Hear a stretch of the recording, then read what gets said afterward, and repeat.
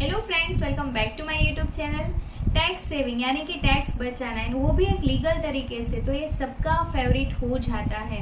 तो ऐसे ही fix deposit पर कैसे टैक्स बचाया जाए, इस वीडियो में हम जानने वाले हैं। फिक्स डिपॉजिट यानी कि एफडी एक सेफ इन्वेस्टमेंट ऑप्शन माना जाता है, और स्पेशली बात करें तो फॉर सीनियर सिटीजन तो एक बहुत ही बढ़िया सेफ इन्वेस्टमेंट ऑप्शन है। तो इस वीडियो में हम डिटेल में डिस्कस करने वाले हैं। तो सबसे पहले अगर आप मेरे चैनल पर नए हैं तो मेरे चैनल को आप सब्सक्राइब कर लीजिए ऐसे नए इंफॉर्मेटिव वीडियोस के लिए। तो आइए चलो जानते हैं कि फिक्स डिपॉजिट पर टैक्स कैसे बचाए, एंड वो भी एक लीगल तरीके से। तो फर्स्ट ऑफ ऑल थोड़ा बहुत बैकग्राउंड जान लेते हैं। जब भी आप बैंक में एफडी करवाते हो तो वो एफडी पे आपको इंटरेस्ट मिलता है, एंड वो इंटरेस्ट अगर एक स्पेसिफाइड लिमिट से ज़्यादा है तो बैंक कुछ टैक्स काट लेता है, एंड उसको बोला जाता है टीडीएस। तो यहाँ पे वो लिमिट फर्स्ट ऑफ ऑल जाननी बहुत ही इम्पोर्टेंट है। तो फॉर नॉर्मल सिटीजन वो लिमिट है 40,000 एंड सीनियर सिटीजन के लिमिट है 50,000। यानी कि आपने कोई एक बैंक में एफडी करवाई है और उसमें इंटरेस्ट बन रहा है 40,000 से ज़्यादा, एंड फॉर सीनियर सिटीजन के लिए 50,000 से ज़्यादा। तो यहाँ पे बैंक 10% के हिसाब से टैक्स काट के आपको पेमेंट करेगी, एंड वो टैक्स गवर्नमेंट को बैंक डिपॉजिट करेगी। तो यहाँ पे ये हुई लिमिट कि 40,000 से ज़्यादा इंटरेस्ट नहीं होना चाहिए, एंड 50,000 से अगर हुआ तो बैंक यहाँ पे टैक्स काट लेगी।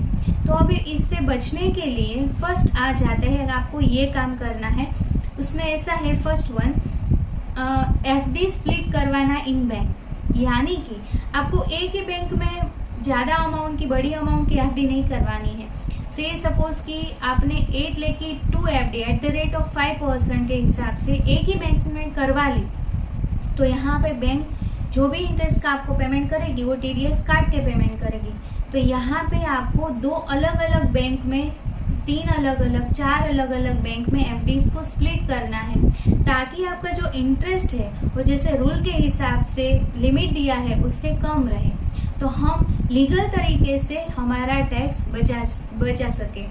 तो यहाँ पे फर्स्ट ऑप्शन हुआ कि आप अलग अलग बैंक में एफडी को स्प्लिट करो। सेकेंड ऑप्शन है form 15G and form 15H। Very important है, ये फॉर्म्स रहते हैं नॉर्मल सिटीजन्स के लिए form 15G and for senior citizen के लिए फॉर्म 15H बैंक में सबमिट करवाने हैं जब उनका इंटरेस्ट अमाउंट 40,000 एंड 50,000 से अगर ज़्यादा है तब। एंड यहाँ पे मोर इम्पोर्टेंट ये आ जाता है कि उनकी जो इनकम है वो बेसिक एग्जेम्पशन लिमिट से कम है। तो ये फॉर्म तभी सबमिट कर सकते हो आप तब जब आपकी इनकम है, टैक्सेबल इनकम है, वो बेसिक एग्जेम्पशन लिमिट से कम है। तो ये फॉर्म आप सबमिट करके आपका टीडीएस जो एफडी इंटरेस्ट पे कटता है वो बचा सकते हो।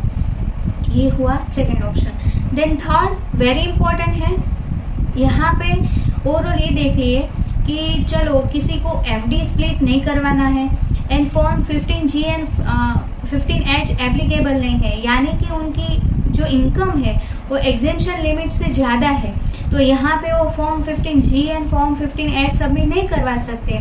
तो यहाँ पे ऐसा होगा कि बैंक टीडीएस काट लेगा। तो किस केस में, जब उनका इंटरेस्ट 40,000 एंड 50,000 से अगर ज़्यादा है, तो यहाँ पे ये दोनों कंडीशन नहीं हुआ है, तो यहाँ पे टीडीएस काट लिया है बैंक ने। तो यहाँ पे रिफंड के लिए रिटर्न फाइल करना बहुत ही ज़रूरी है, क्योंकि जो भी टीडीएस बैंक ने काटा है उसको रिफंड के लिए रिटर्न फाइलिंग बहुत ही जरूरी है, तभी आपको रिफंड मिलेगा।